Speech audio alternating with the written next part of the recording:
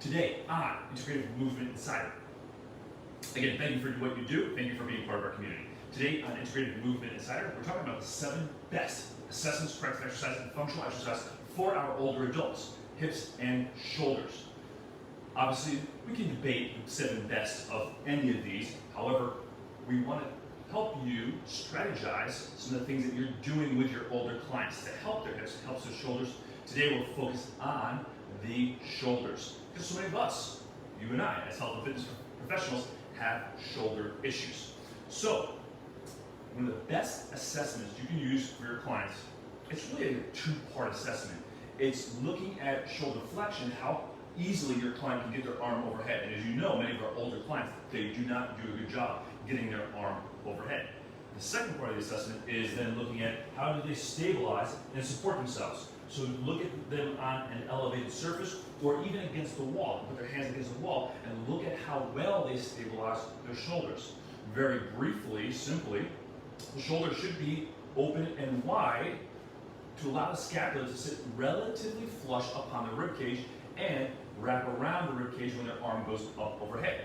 For many of your clients, their scapula goes the exact opposite direction. They can't get their arm overhead very well, and then they start to overly elevate and or protract their shoulder because they can't get this position when they go into a support position. That's very important for when your clients are doing things like planking and lifting, even carrying. It impacts them. And that's why so many clients struggle when they carry groceries or heavy loads because they don't have a good scapular position. So, 2-part assessment, shoulder flexion, and just look at how they support, even against the wall. Just have your clients just put their hands up against the wall, just see how well they're able to align their scapula, their shoulders in that position. Now, the number 1 corrective exercise for that we use we use some kind of plank position. So, number 1 corrective exercise is the plank. It's a modified plank, because in the plank, will also then feed into what we want to see from a posture standpoint. Because your plank is basically a loaded posture position. It's a great way to reinforce optimal alignment and control of the shoulders. Now, why is this one of our number 1? It's not our number 1 go-to, but it's one of our go-to corrective exercises for the shoulder as well as for the core. Because when we were all children, way back when, for some of us like me, a long time ago, 50 plus years ago, we were in the prone position, so the face down position. That's when we first learned how to get our shoulder blades in the right position. That's why we would support ourselves on our palms and forearms. That brought the shoulder blades into that upward rotation and posterior tilted position. Then we got into the quadruped position, which would ultimately become our crawling. So let me set that up right here. So what we want our clients to do then is we want to teach them how to be as long as they can. So we have to do some corrective exercises, some myofascial release to get them long. And then when they go into the quadruped position, we want to teach them how to keep that length and then also position the shoulder in the most optimal position. So here, you notice my wrist is in front of my shoulder. This is a harder position when the shoulder is over the wrist. It'll cause a lot of wrist pain. It won't help them stabilize their scapula very well if they don't have good scapular stability. So place the wrist and hand in front of the shoulder because that biases the scapula into a more optimal position. It also allows the client to push back gently, which will activate the muscles that help stabilize the scapula in upward rotation and posterior tilt, like serratus anterior, like the lower trapezius. It's not about retraction. It's about actually teaching your client how to be protracted and stable at the same time. And that's the biggest issue you see in the industry is there's so much focus on retraction. That's not going to solve your client's shoulder issues. In fact, for a lot of your clients, it's actually contributing to your client's shoulder issues. So you need to teach them how to protract and stay stable in that position. So from the upright position, it should look like this. They're open and wide, and they maintain that open wide position and that protracted position because your clients aren't strong in pushing positions. That's why they push like this. That's not a strong position. It's a strong position for them because they can't be here and be able to push. Okay? They will do this and tell them to do this right here isn't a good position either. It's not optimal alignment and or biomechanics. So that's why this plank position, this quadruped position, becomes such a valuable tool in helping our clients get into a better position. And you're like, oh, well, my clients can't get down on their hands and knees. No problem. Then elevate them on a surface like this. They can do the exact same thing. And remember I said, it's not being over your wrist, because that's what hurts their wrist. It'll hurt my wrist if I do that long enough. Put the wrist out in front of the shoulder, so that way you're biasing upward rotation, posterior tilt of the scapula. You're also biasing their ability to stay long, because the scapular stabilizers, they're also the muscles that help to lengthen and extend the spine. So they have a dual role on working with the shoulders and also working with posture. So that's why the plank is good for posture, it's good for scapular stability, and it's also the prerequisite. If your clients can't do that, can't spell prerequisite, probably can't even read it. Prerequisite pattern. If your clients can't do this and plank well, then they shouldn't be doing push-ups. Because push-up, you get back here, get the table back here, your push-up is basically, here's your plank,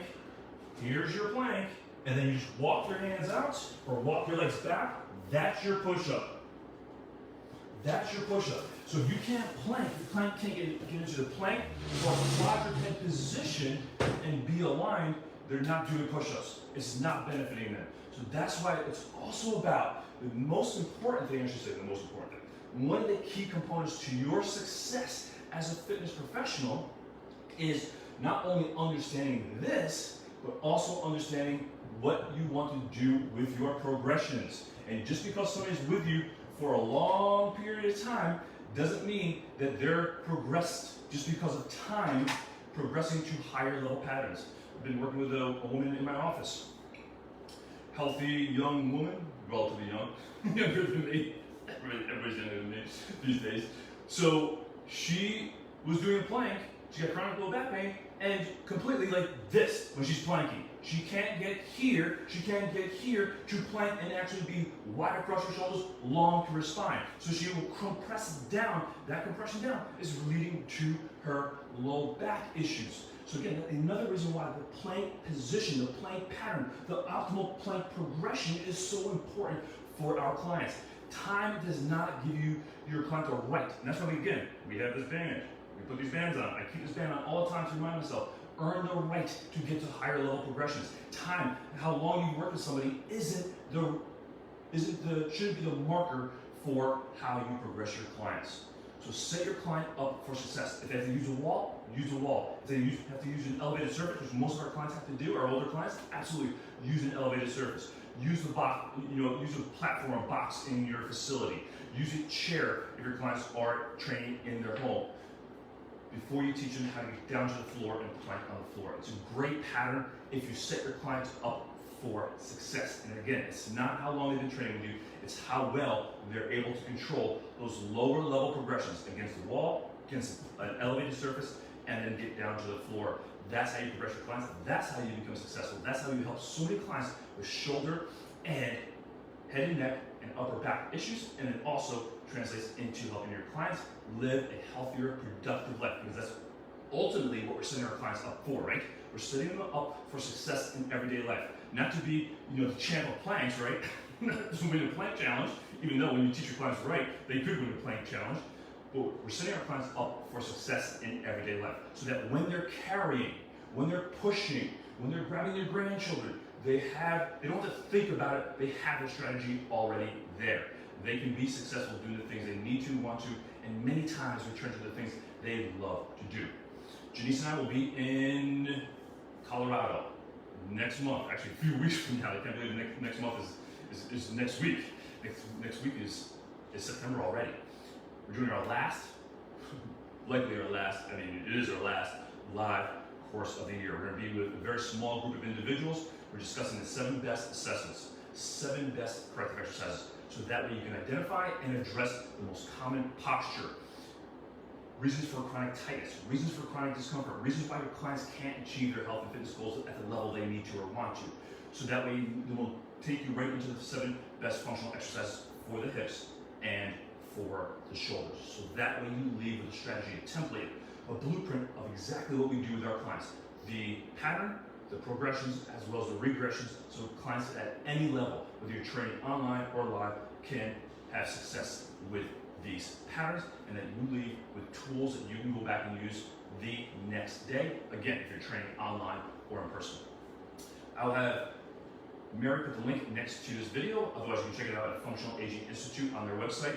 We'll be out there with our colleague and friend, Dr. Dan Ritchie of the Functional Aging Institute, and also day 2 of the event, Diane Bailey, my friend from Open the Door to Tai Chi, and I will have a one-day conference on how to use Tai Chi along with corrective exercise to improve posture, walking, and balance.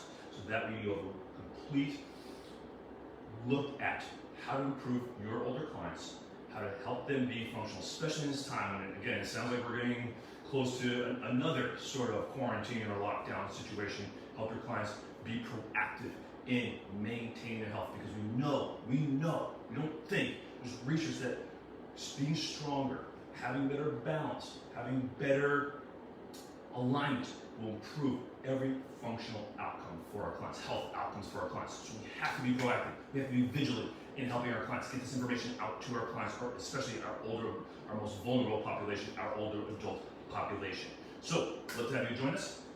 That is in 3 weeks in Colorado. Small group of individuals, no more than 20 individuals. We're going to be there sharing these concepts with you. Hope to see you there. If you have any questions, feel free to leave them below this video. This is Dr. Osar with Integrative Movement Institute.